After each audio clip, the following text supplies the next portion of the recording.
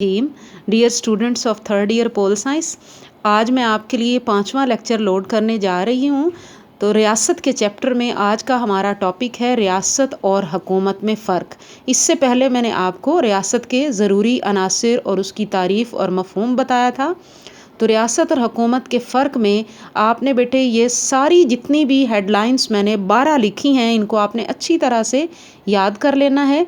और इसको लिखते हुए 20 नंबर का अगर क्वेश्चन आता है या 10 नंबर का नोट आता है तो शुरू में आपने तारुफ़ी 2 लाइनें ज़रूर लिखनी है कि ज़माना कदीम में रियासत और हुकूमत में कोई फ़र्क नहीं समझा जाता था। अरस्तु और हॉब्स भी रियासत और हुकूमत को एक ही चीज़ करार देते थे। कदीम दौर में असल में मुतलिकुल अनान बादशाह जो थे वो अपने मुतलिकुल अनान अख्तियारात लामहदूद अख्तियारात का जवाज़ पैदा करने के लिए रियासत और हुकूमत को एक ही चीज़ करार देते रहे।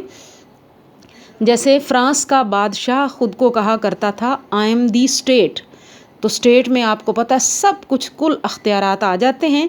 तो हम बढ़ते हैं कि फ़र्क की जानिब। फ़र्क फिर क्या है? रियासत कुल है और हुकूमत जुज़ है। ये साबका लेक्चर में भी आपने पढ़ा था। रियासत के 4 अज्ज़ाए तरकीबी में से तीसरा आंसर मैंने आपको रियासत पढ़ाया था। तो गोया तीसरा आंसर हुकूमत का पढ़ाया था रियासत के अज्ज़ाए तरकीबी में। तो रियासत कुल है और हुकूमत उसके 4 ज़रूरी अज्ज़ा में से एक जुज़ है जो उसके मकासद की तकमील करती है, उसकी एक मशीनरी होती है। दूसरी हेडिंग है अरकान की तादाद के लिहाज से फ़र्क।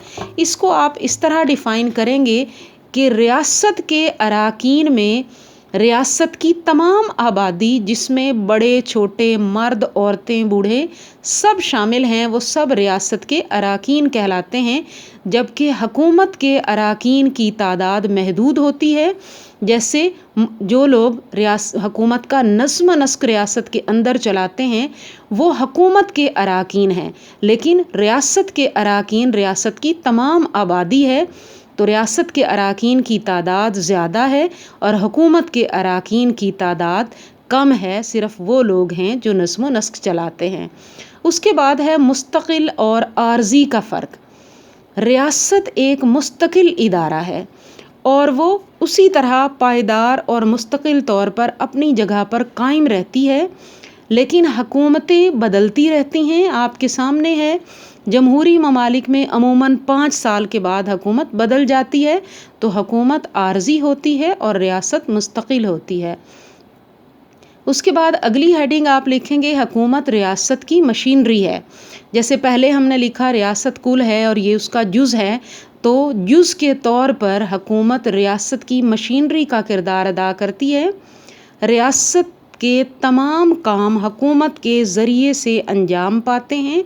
रियासत के तमाम मामलात को हुकूमत चलाती है और कंट्रोल करती है। उसके बाद नंबर 5 है इक़्तिदार आला। रियासत की मलकियत है ना कि हुकूमत की। इक़्तिदार आला या हाकमियत या जिसको हम अंग्रेज़ी में सॉवरेनिटी बोलते हैं, जिसके मैंने बताया था 2 पहलू हैं, दाखिली और ख़ारजी। और जिस आला और बरतर अख्तियार के तहत रियासत अंदरूनी और बैरूनी दबाव से आज़ाद होती है, तो ये हाकमियत या इक़्तिदार आला असल में रियासत की मलकियत होता है। हुकूमतें बदलती रहती हैं, आती जाती रहती हैं और वो इस इक़्तिदार आला को रियासत की ईमा पर इस्तेमाल करती हैं। उनका ये अख्तियार नहीं होता बल्कि ये रियासत की मलकियत होता है। फिर आगे नंबर 6 पे आप लिखेंगे इलाके के लिहाज से फ़र्क। हुकूमत के 4 अज्ज़ाए तरकीबी में से रियासत के 4 अज्ज़ाए तरकीबी में से जिस तरह एक जुज़ हुकूमत है, उसी तरह दूसरा मैंने आपको बताया था आबादी के बाद इलाका है। आबादी, इलाका, हुकूमत, इक़्तिदार आला। तो हुकूमत रियासत का एक जुज़ है, उसी तरह इलाका भी रियासत का तीसरा जो है वो लाजमी और ज़रूरी जुज़ है। तो इलाके के लिहाज से रियासत और हुकूमत में फ़र्क ये है कि मखसूस इलाका रियासत के लिए ज़रूरी है ना कि हुकूमत के लिए। इसकी मिसाल मैं आपको इस तरह दूंगी कि हुकूमतें बग़ैर इलाके के भी कायम रह सकती हैं, लेकिन ज़रूरी अज्ज़ाए तरकीबी जो 4 हैं रियासत के, उसमें इलाका तो बिल्कुल लाजमी है। इलाके के बग़ैर रियासत तो नहीं बन सकती।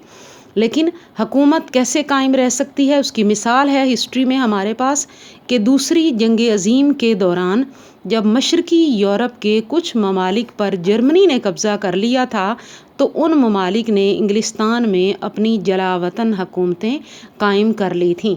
تو ثابت یہ ہوا کہ علاقے کے بغیر بھی حکومت تو قائم رہ سکتی ہے، لیکن ریاست کا وجود علاقے کے بغیر قائم نہیں ہو سکتا۔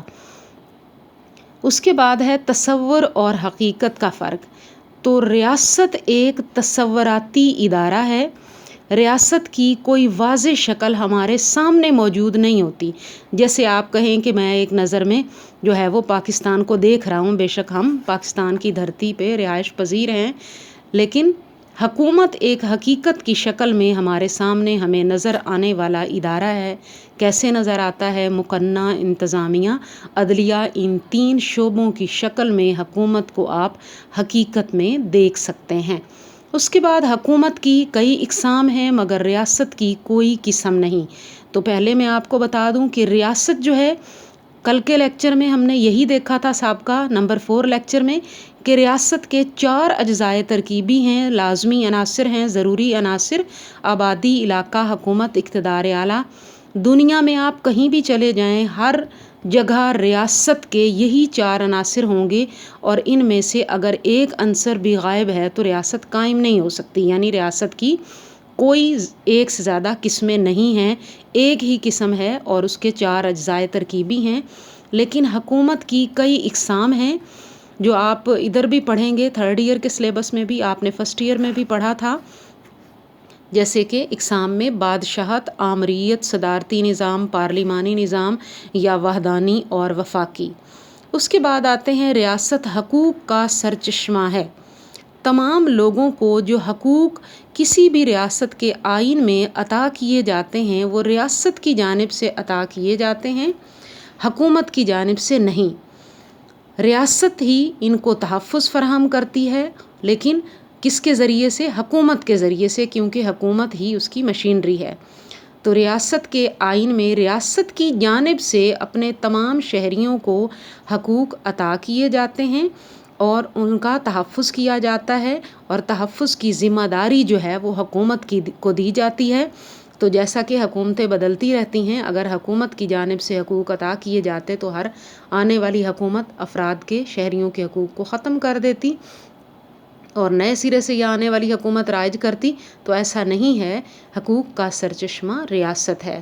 اس کے بعد ہم آتے ہیں تنقید اور مخالفت کا فرق۔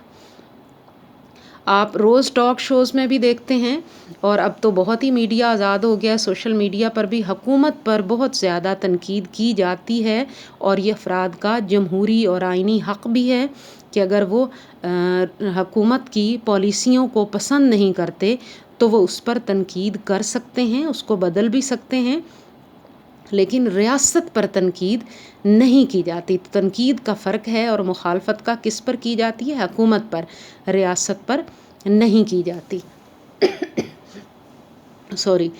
تو ریاست پر تنقید کرنے والے کو غدار کہا جاتا ہے، اور ملک کے آئین کی روح سے اسے باقاعدہ سزا بھی دی جا سکتی ہے۔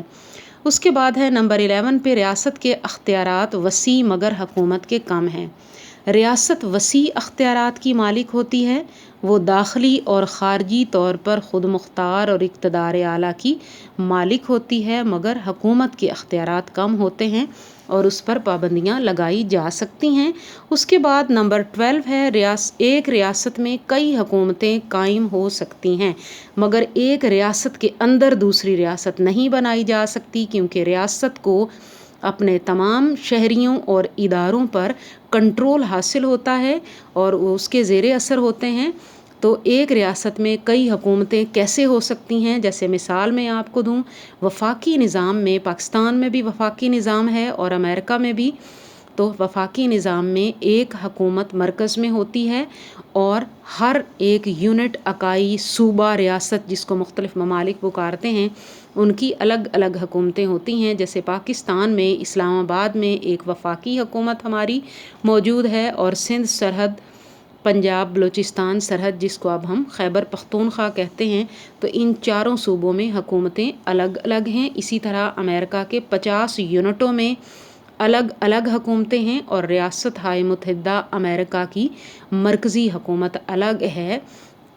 تو یوں ایک ریاست میں کئی حکومتیں ہو سکتی ہیں، لیکن ایک ریاست میں اگر دوسری ریاست بنے گی تو وہ الگ ہو جائے گا علاقہ، اور وہ ایک ہی ریاست نہیں کہلائے گا۔ اوکے جی۔